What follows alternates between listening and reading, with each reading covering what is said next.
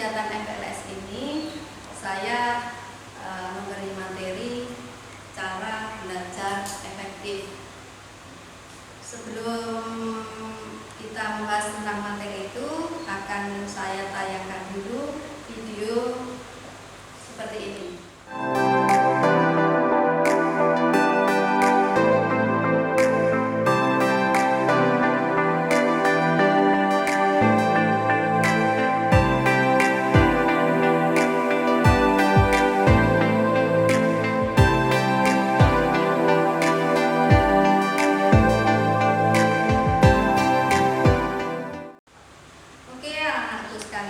Kalian tadi sudah melihat tayangan tentang cara belajar efektif.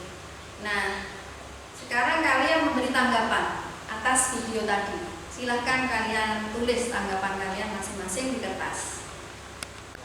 Dari tanggapan yang kalian tulis itu ada yang sudah sempurna, sudah betul, ada yang masih perlu pembenahan. Marilah kita bersama-sama merangkum apa yang dimaksud dengan belajar yang efektif tadi. Oke, belajar adalah suatu proses. Jadi proses itu perlu waktu. Jadi belajar itu adalah suatu proses yang berhasil guna, yang akan menghasilkan sesuatu. Nah, setelah berhasil guna, akhirnya kita akan punya pemahaman yang lebih. Punya pemahaman yang lebih tentang materi yang diberikan oleh guru, kemudian kecerdasan kita juga semakin terasah, kemudian ketekunan kita untuk mempelajari secara detail tentang ilmu yang diberikan oleh guru juga semakin bertambah, sehingga meningkatkan kualitas kita. Nah, kalau sudah pemahaman kita ada, kualitas kita sudah tidak perlu diragukan lagi, akhirnya kita akan perubahan perilaku kita akan terjadi di sana. Jadi kita akan mengalami perubahan perilaku yang akhirnya akan bisa kita praktekkan dalam kehidupan sehari-hari. Baiklah anak-anakku, itu tadi kita sudah bersama-sama merangkum apa yang dimaksud dengan cara belajar efektif. Nah, apa penentu atau yang penting ada dalam belajar efektif ini? Faktor penentunya ada dua. Yang pertama adalah faktor internal dari diri kita sendiri, yang kedua faktor eksternal dari luar diri kita. Mari kita bahas satu persatu apa yang dimaksud dengan faktor internal, apa saja. Yang pertama adalah motivasi. Semangat belajar. Semangat belajar itu harus ada pada tiap-tiap diri kalian. Tanpa motivasi, tanpa semangat, kalian tidak akan pernah punya rencana untuk meraih sesuatu. Jadi motivasi perlu ditumbuhkan. Adalah rajin atau tekun. Nah, belajar itu memerlukan kerajinan dan ketekunan, tentunya kan seperti itu. Tanpa kalian sering belajar, tidak akan pernah bisa menguasai suatu materi pelajaran. Nah, jadi rajin itu perlu dibiasakan. Jadi belajar itu perlu membiasakan. Tadi yang dimaksud dengan belajar adalah proses. Jadi proses itu perlu waktu. Nah, waktu itu harus kita taati sendiri dengan rajin dan tekun tadi. Yang harus ada adalah disiplin. Dalam belajar tentunya kita punya jadwal belajar sehari-hari. Kalau di sekolah jelas jadwalnya ada, tetapi kalau di rumah ini yang sering jadi masalah. Jadi di rumah kita harus punya jadwal belajar. Nah, dari jadwal belajar itu, apa yang dimaksud dengan disiplin di sini? Nah, disiplin itu harus melakukan apa yang sudah dijadwalkan secara konsisten. Jadi kalau jamnya jam belajar, itu kalian juga harus belajar. Jamnya main, kalian juga harus main. Jadi harus sesuai dengan apa yang sudah dijadwalkan. Itu yang namanya disiplin. Berikutnya adalah tanggung jawab. Nah, tanggung jawab inilah yang harus kalian tumbuhkan sejak dini. tanggung jawab kita itu cukup besar, baik itu terhadap diri kita sendiri ataupun terhadap orang tua kita. Karena orang tua kita itu akan bahagia kalau kalian sukses belajarnya. Jadi tanggung jawab kalian adalah menyenangkan orang tua dengan meraih prestasi sebaik-baiknya atau setinggi-tingginya. Faktor internal yang lain adalah jujur. Nah, jujur inilah yang sekarang harus mulai kita tumbuhkan, mulai sekarang. Jujur itu dalam segala hal, dalam mengerjakan PR tidak mencontek punya temannya, dalam mengikuti ulangan juga jujur dari hasil keringatnya sendiri, dari hasil belajarnya tadi. Jadi kejujuran itu sangat penting. Berikutnya, dalam mengikuti pembelajaran di kelas itu kalian harus aktif dalam mengikuti proses belajar mengajar, aktif bertanya dan aktif menjawab pertanyaan yang mungkin disampaikan oleh guru-guru atau teman kalian. Jadi dalam hal ini kita harus menumbuhkan keberanian kita untuk bertanya hal yang tidak kita mengerti pada guru yang memberi materi pelajaran itu.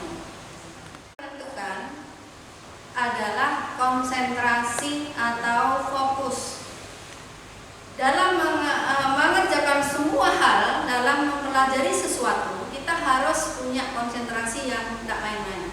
Hal-hal yang mengganggu konsentrasi harus kita singkirkan. Contohnya HP jangan dibuka dulu, contohnya mendengarkan musik jangan dulu. Jadi harus fokus pada materi yang kita pelajari.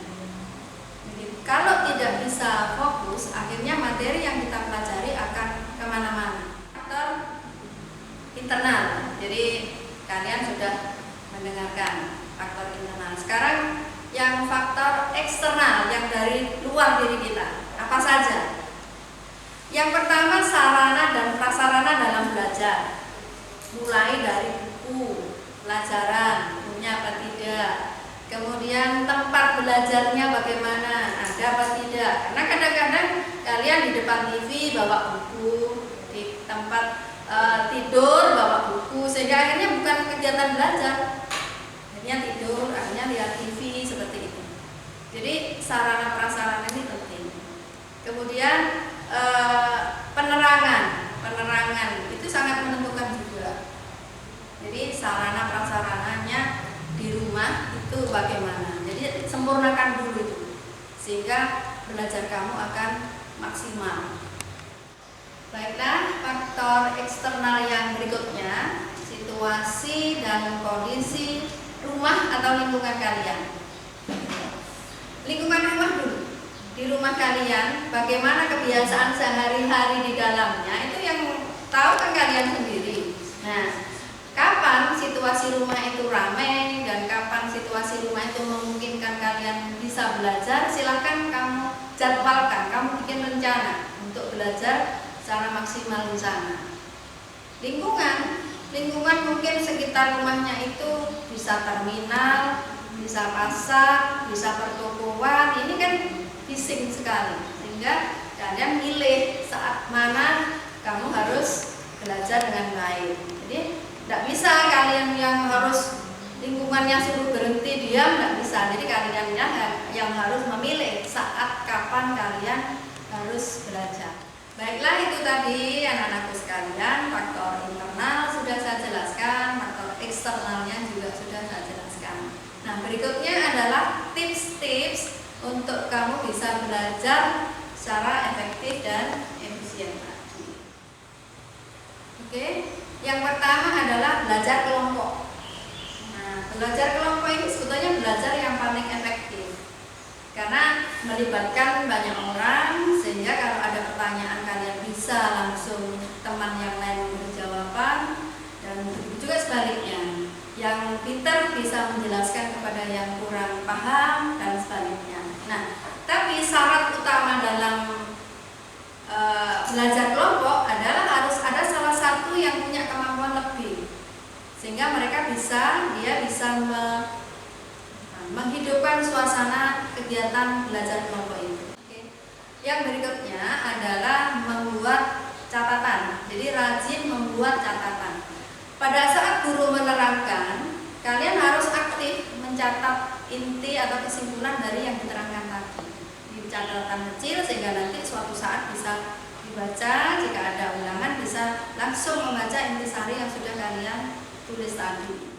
Baik anak-anakku, berikutnya untuk tips belajar yang benar dan baik itu pada saat mengikuti proses belajar mengajar di kelas, kalian harus aktif bertanya pada guru. Kalau tidak bisa, silakan langsung bertanya, harus berani. Tadi dalam faktor internal kan sudah dikasih keberanian itu penting. Jadi jangan takut untuk bertanya pada guru, sehingga kamu akan memperoleh kesimpulan tentang apa yang tidak kamu pahami. Kemudian berikutnya juga jangan belajar itu sistemnya kebut semalam. Jadi jangan over dalam belajar. Jadi belajar itu kan tadi sudah jelaskan bahwa itu proses, sehingga kamu juga harus melalui proses itu.